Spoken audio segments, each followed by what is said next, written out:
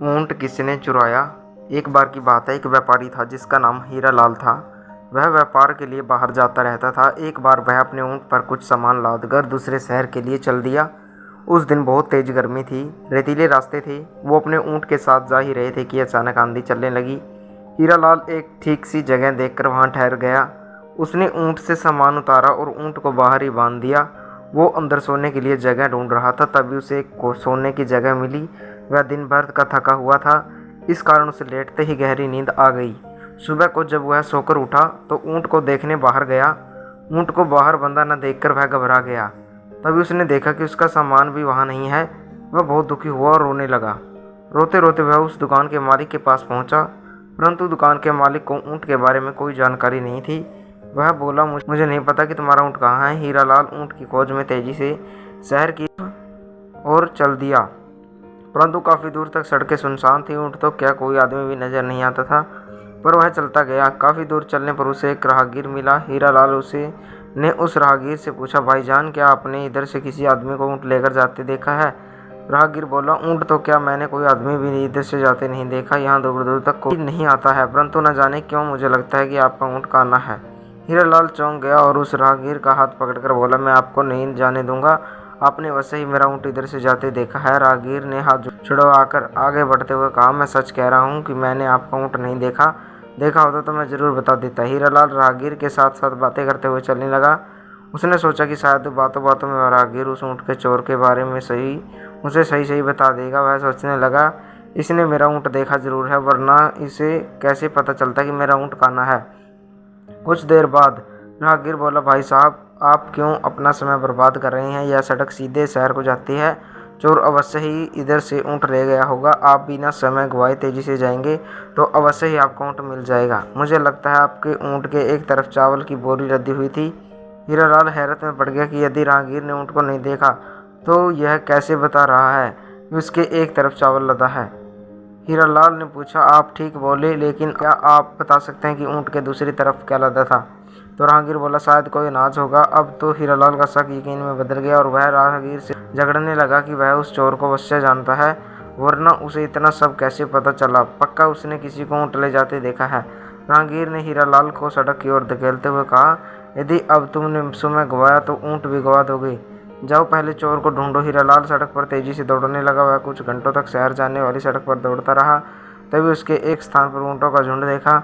वहाँ कुछ छायादार पेड़ थे जिनके नीचे यात्री आराम कर रहे थे और ऊंट बैठे थे। हीरालाल जल्दी से वहां गया और अपना ऊंट तलाशने लगा। तभी उसने देखा कि उसका ऊंट एक पेड़ से बंधा है और घास खा रहा है।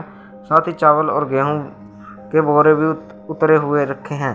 हीरालाल चीख चीख कर पूछने लगा, यह मेरा ऊंट है, मेरा ऊंट कौन लाया यहाँ। परंतु किसी ने कोई जवाब नहीं दिया। हीरालाल कुछ देर आराम करना चाहता था, परंतु उसकी इच्छा थी कि वह ऊंट चोर को सजा अवश्य दिलवाए।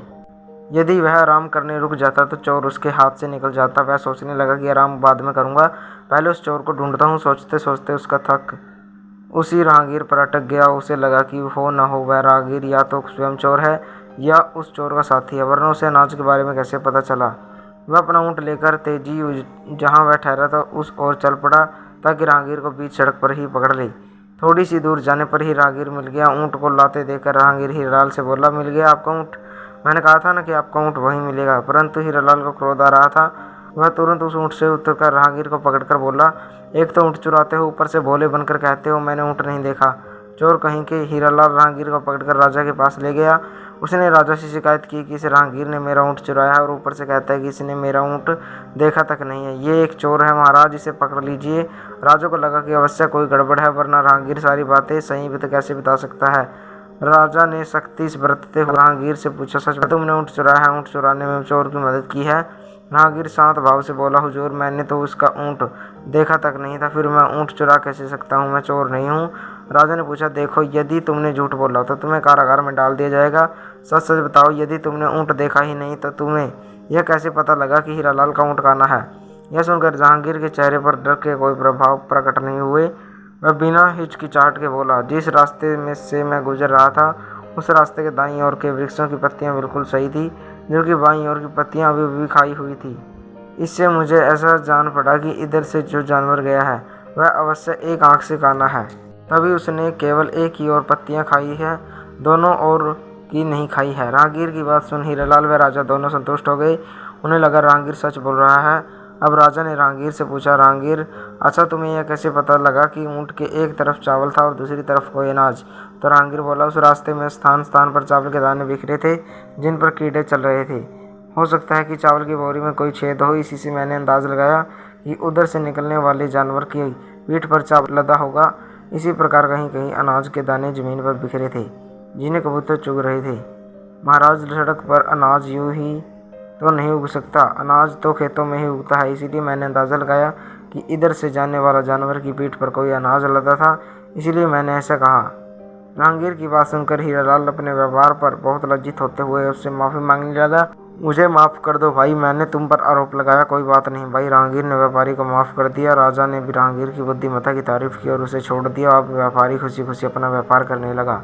तो दोस्तों, कैसी लगी आपको ये कहानी कमेंट करके जरूर बताएं। अगर आप हमारे चैनल पर नए हो तो चैनल को सब्सक्राइब करें, वीडियो को लाइक करें, शेयर करें, कमेंट करें। धन्यवाद दोस्तों।